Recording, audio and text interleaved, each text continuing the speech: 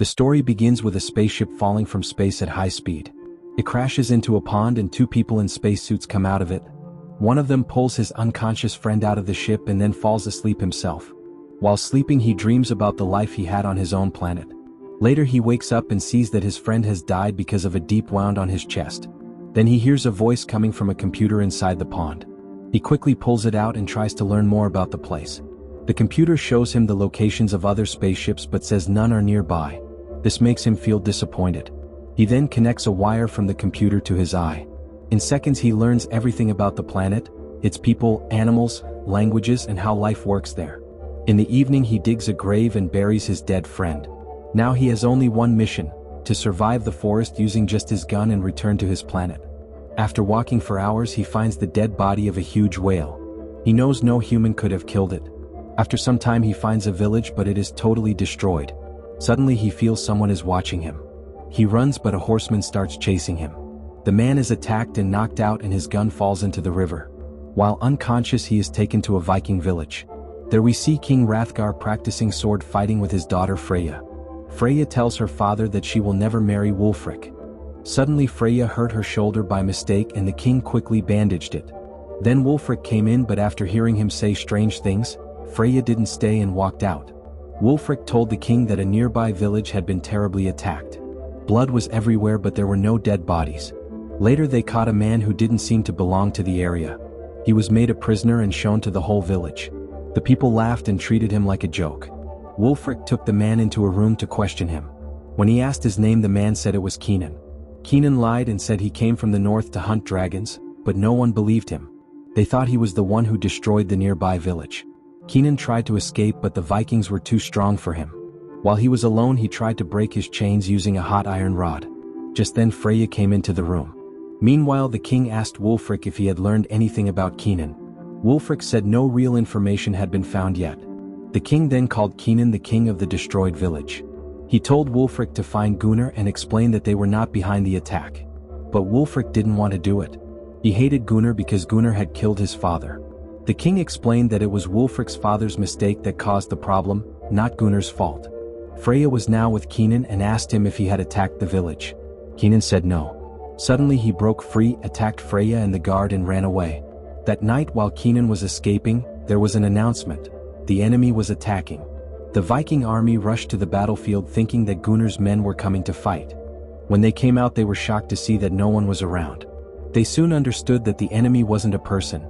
It was a deadly creature that had already entered the village and started killing people. Keenan ran after the creature and stood in front of it, calling it Morwen. It became clear that Keenan had come to Earth to hunt this dragon. But just as he was about to attack, the soldiers caught him again and tied him to a stone. At that moment Keenan remembered his home planet. He remembered how Morwen had attacked it and how he couldn't save his own family. The next day a poor child gave him a piece of bread. On the other hand, the villagers were trying to figure out what kind of terrible animal had attacked them the night before. They brought Keenan to the king and asked about the dragon. Keenan explained that its name was Morwen, and that it had also killed people on his planet. Morwen lures its victims with light and then kills them. The creature also had the power to become invisible, and it had secretly come to Earth by hiding in Keenan's spaceship. When the villagers heard this they were very angry and wanted to hang Keenan. They blamed him for the danger. But the king stopped them. Keenan guessed the Vikings would now go after Morwen. So he asked the king to let him help in the hunt. The king agreed. But as soon as they left the building, Freyja punched Keenan to take revenge for what he had done the night before. Then the group left the village to look for Morwen. On the way, the king talked to Keenan and he said that if they didn't stop Morwen now, this village would end up just like Keenan's planet.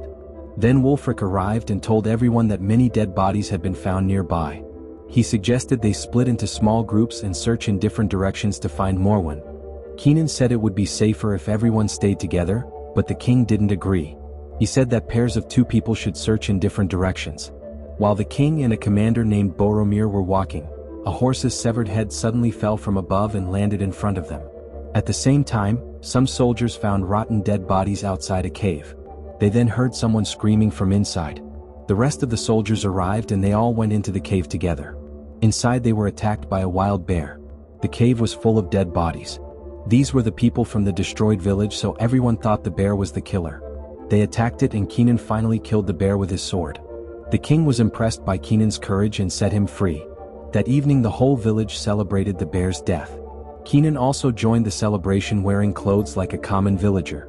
Everyone welcomed him happily, and the king gave him a place beside him and served him food. Then the same poor child who had shared his bread with Kenan came to him. Kenan gave the child his sword to thank him. He asked the child's name. The boy said his name was Eric and that his parents had died in a war. Since then the villagers had been raising him together. Later Wulfric challenged Kenan to a fun game.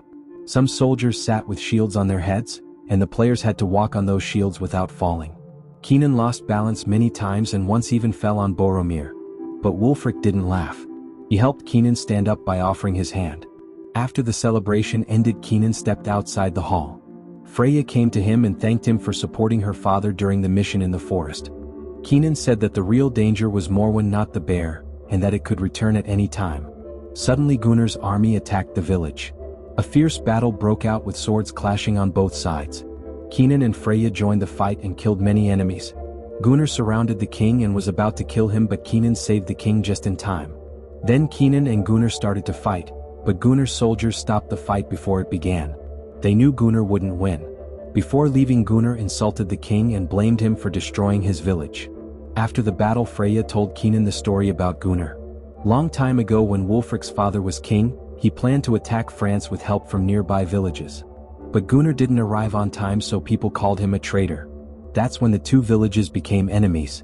Later we see Gunnar and his men in a forest camp. We learned that Gunnar had attacked to take revenge for what happened years ago. But while a soldier went a short distance away, Morwen suddenly came out of a pond and killed him terribly. Gunnar and his men thought Wulfric had sent someone to attack them. In just a few moments, Morwen killed many of Gunnar's soldiers. In the end, only Gunnar was left. He chose to fight Morwen even if it meant losing his life. Some of his men escaped and ran to another village, begging the guards to open the gate and save them. When Wulfric saw Gunnar's men in the village again, he thought it was a trick. So he ordered his soldiers to attack them. But soon Gunnar himself arrived, injured and tired but alive. He had escaped Morwen and now came to ask the other village for help. Wulfric's soldiers kept shooting arrows and killed all of Gunnar's men. Only Gunnar stayed alive. Kenan quickly stopped the soldiers and asked for the village gate to be opened so that Gunnar could enter. As soon as he came in, Wulfric tried to kill him. But then everyone saw a strange blue light in the forest. The light attacked a man and then it turned red. That's when the true and terrifying form of Morwen was revealed. It ran back into the forest. Now everyone understood that Morwen, not a bear, was behind all the deadly attacks. The king gathered everyone in the great hall. Gunnar and Wulfric were still angry at each other. Gunnar said that when he hit Morwen with his sword it felt like hitting a rock. Kenan said it would be better to fight Morwen in an open place and that they needed to trap it. But Wulfric didn't agree. He said that Kenan was not from their world, so they should not listen to him. Kenan and Wulfric began to fight, but the king stopped them and agreed with Kenan's idea. He said they would follow Kenan's plan to catch Morwen. The next day the villagers began building the trap outside the village. They dug a very deep pit and made it look like a normal hut from the outside. Inside they placed many sharp poles and filled the pit with oil. The plan was to trick Morwen into falling in and then set it on fire. After all the work was done, the king gave Kenan an important job and made him part of the village. Meanwhile, one of the soldiers who had been attacked by Morwen opened his eyes and saw dead bodies all around him. Just then, Morwen returned and killed him terribly. At the same time, Kenan and Freya were sitting together in his hut and quietly drinking soup. Then Kenan told the truth about his past. He said that the people of his planet wanted to rule the whole universe. When they went to capture Morwen's planet, they dropped a huge bomb and destroyed all of its kind. Later they hunted down the few Morwens left. Kenan was a part of that mission. In return, his family was promised a better place to live. After the planet was taken, Kenan had to go on his next mission. That's when he learned that one Morwen had survived. It had been secretly hidden inside a vent of his spaceship. This was the same Morwen that came to Earth with him and was now killing people. Kenan blamed himself for everything, but Freya told him it wasn't his fault. She gave him her family's sword so he could kill Morwen and save the people. That night they prepared to trap the creature. The soldiers opened the village gates. Kenan and Wulfric walked out and waited in the dark. Since they couldn't see much, Kenan threw a torch into the forest. Then they saw Morwen standing in front of them. Suddenly a priest came forward and told Morwen to return in the name of God. But Morwen killed him instantly by cutting off his head. Kenan and Wulfric ran hoping the creature would follow, and it did. Their plan worked and Morwen fell into the trap pit. But accidentally Wulfric slipped and also fell in. Then the outer trap doors closed and Wulfric was stuck inside with the creature. The archers were ready to fire a flaming arrow into the pit to blow it up. But Keenan saved Wulfric just in time by pulling him out through a small space. At that exact moment the pit exploded with a loud blast. Everyone stood there shocked by what they had seen. Then a new Morwen appeared from behind a group of women. It seemed to be the baby of the older Morwen. As soon as it came out everyone panicked. But Freya bravely decided to fight it herself. Soon her father came to help but the creature killed him in one blow. Just then, the fiery elder Morwen also jumped out of the pit and began attacking the people in anger. Keenan and Wulfric tried to fight it together but they couldn't stop it. Then Gunnar arrived to help but Morwen killed him with a single strike of its tail, and ran into the jungle again. At that moment Eric told Keenan that Freya was fighting another creature alone. Keenan ran to help her, but when he got there he saw Freya crying holding her father's dead body in her arms. Keenan tried to comfort and support her. The next day all the villagers were leaving their village afraid of Morwen. Eric told Keenan that he wanted to stay but Keenan said it wasn't safe anymore. He asked Eric to leave with the others by boat and promised they would meet again one day. Then Keenan went to Wulfric. After the king's death Wulfric was the next in line to rule. But he was sad to see the village in ruins. Keenan gave him courage and said they would defeat Morwen together, so people could live in peace again. After that Keenan asked Boromir to build new weapons. Then Keenan, Freya, and Wulfric went to the pond where the spaceship had crashed. Keenan dived underwater to find something useful. While searching he suddenly saw Morwen in the water and quickly swam back up.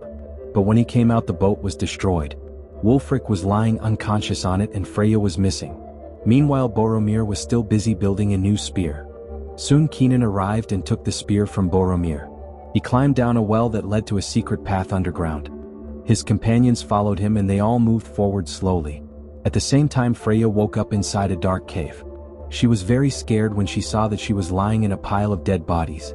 As she tried to escape Morwen appeared. But just then it sensed that Keenan and the others were nearby, so it left Freya and went looking for them. Keenan and his team had entered the cave by now. In front of them was a deep pit full of boiling lava. Suddenly Morwen attacked them. Keenan and his friends fought without fear. They managed to kill the younger Morwen but the other one killed Boromir. Freya got up and saw the injured Morwen. It couldn't see anymore and was using sound to find her. On the other side of the wall Keenan and Wulfric were shouting her name. When Morwen heard them it attacked that spot. Freya jumped away just in time and saved herself. The attack created a small hole in the wall. Freya needed to cross it to reach Keenan but the space was too tight. So Keenan gave her a spear. Freya then struck Morwen with great force and killed it. At last Freya and Keenan were together again. But instead of being happy, they looked at the pile of dead bodies around them and felt sad. Then they heard the roar of the last Morwen. It had come to the cave and saw its dead child. Angry and heartbroken, he wanted revenge against Keenan and his friends. Keenan, Wulfric and Freya ran through the cave and climbed to the top of a hill. But getting out from there was hard as the ground was steep and their feet kept slipping. Freya tried to climb down but she slipped. Just in time Keenan caught her hand and saved her. Then suddenly Morwen appeared and attacked Wulfric. It picked him up and threw him at Keenan then ran back into the cave. Keenan followed Morwen with his sword and cut its leg. Blood began to flow. Morwen was about to attack Keenan from behind but Freya struck it just in time. Then Keenan turned and attacked again and again. Morwen dragged Keenan to the top of the hill while Freya held him from behind. Keenan picked up his sword and with one final strike cut off Morwen's hand. The creature fell into a deep pit and died. After that Keenan and Freya went to Wulfric who was badly hurt. He asked if Morwen was dead and they said yes. Wulfric felt proud of Keenan's bravery. Before dying he gave Keenan his locket. That meant Keenan would be the next king. Later Keenan told the villagers that Morwen was dead. Then he kissed Freya. By marrying her Keenan became the new king. And he also adopted Eric as his son. Now Keenan stayed on Earth forever living with his new family. And this is where the movie ends. If you liked the video please like it and subscribe to the channel.